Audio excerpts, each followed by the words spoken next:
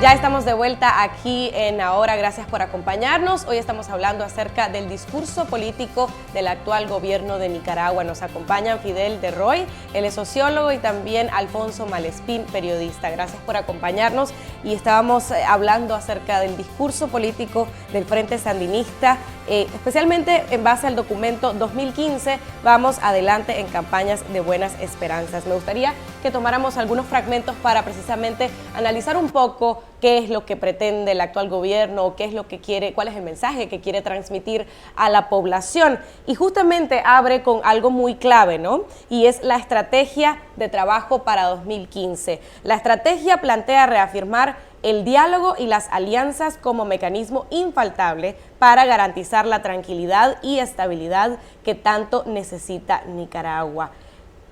En este caso, ¿está tan explícito como eso o qué más podríamos decir de esa estrategia de la que hablan? La pregunta es alianza con quién.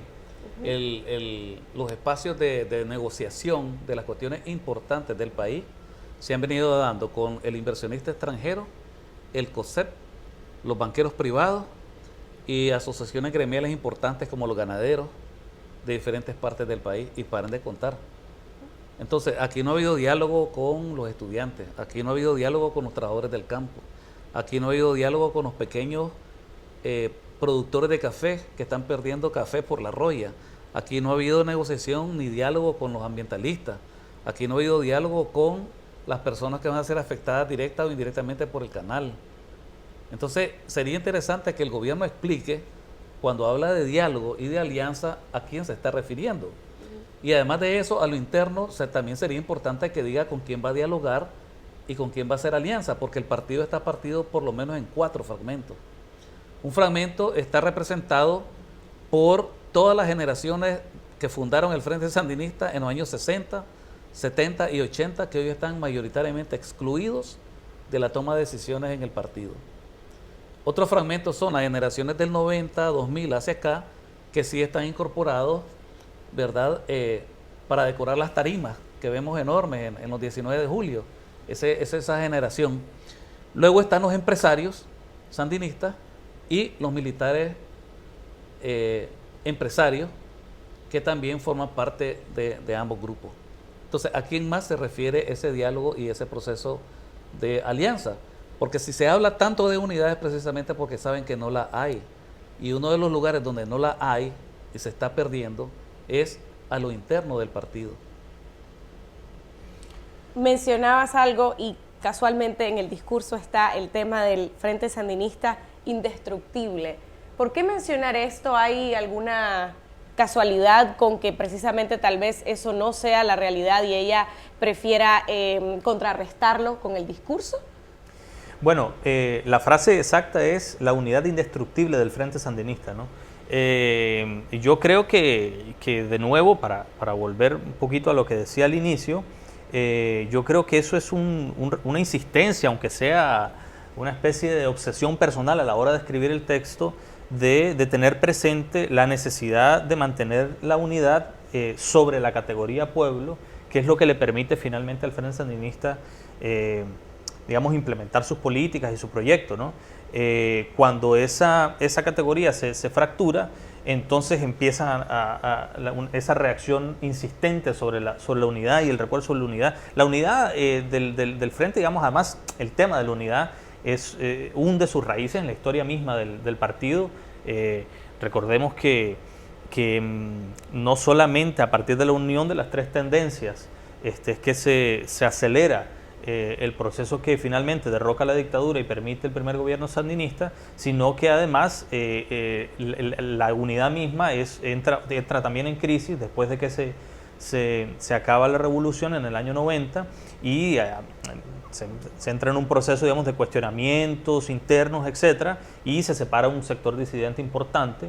Otra vez entra en crisis esa categoría, ¿no? Entonces, no es de extrañar, pues, que la unidad, primero, no es una cosa del discurso actual del partido, hunde sus raíces en la historia, pero hay una obsesión permanente que entra en crisis justamente cuando los que se entienden como los portadores del proyecto, los protagonistas del proyecto del partido, se rebelan contra el propio proyecto, que son las caras populares, digamos, de la gente del pueblo, de los campesinos, etcétera, ¿no?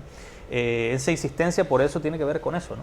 Precisamente hay 2 párrafos en donde se habla de la disciplina militante. Es nuestro modelo, entendemos por disciplina la voluntad elevada al máximo para asumir consecuentemente todos los momentos y circunstancias con su carga histórica, complejidades y éxitos. Somos disciplinados porque valoramos el aporte histórico de la disciplina y la moral de los miles de combatientes sandinistas que han hecho posible en todos los momentos librar batallas inmensas y alcanzar resonantes victorias.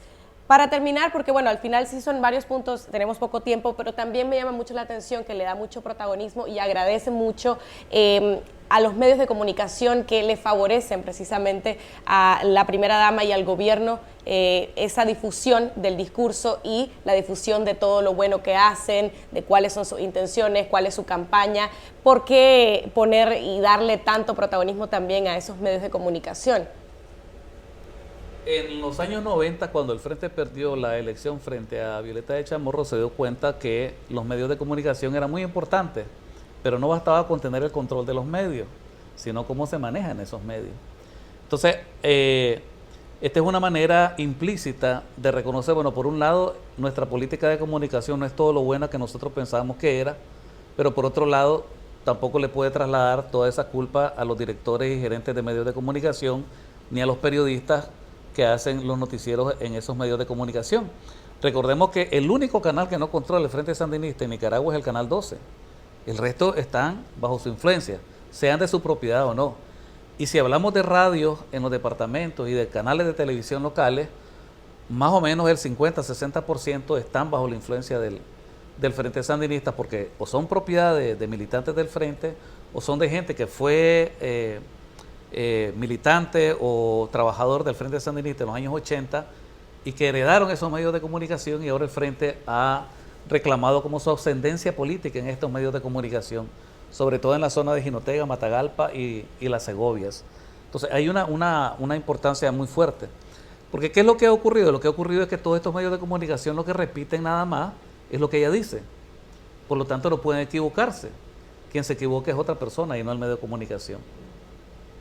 Para cerrar, ¿ustedes creen, viéndolo desde una perspectiva más amplia, que finalmente toda esta estrategia de este discurso político está bien en cuanto a los intereses que tienen ellos programados? Si lo vemos también en comparación con gobiernos anteriores que probablemente no han tenido una estrategia tan pulida, tan trabajada o tan marcada como este gobierno. ¿Cómo valorarían en general esta estrategia de este discurso político de la primera dama y del partido y del gobierno? Bueno, yo creo, y quiero volver a la mención que hiciste, a la lectura que hiciste del parrafito sobre la importancia de la militancia que menciona Rosario Murillo, porque el problema es ese, el problema sigue estando latente, y creo que si seguimos las líneas del discurso que está presente en ese artículo, la situación no va a mejorar, porque ahí está la trampa misma, ¿no? Está recurriendo a la trampa. El problema es que, aparte de la mención del diálogo, que queda como una cosa de mera voluntad y sin mayor, que además no hemos visto ningún ejemplo concreto de eso, pareciera ser que la apuesta es por la disciplina militante, ¿no?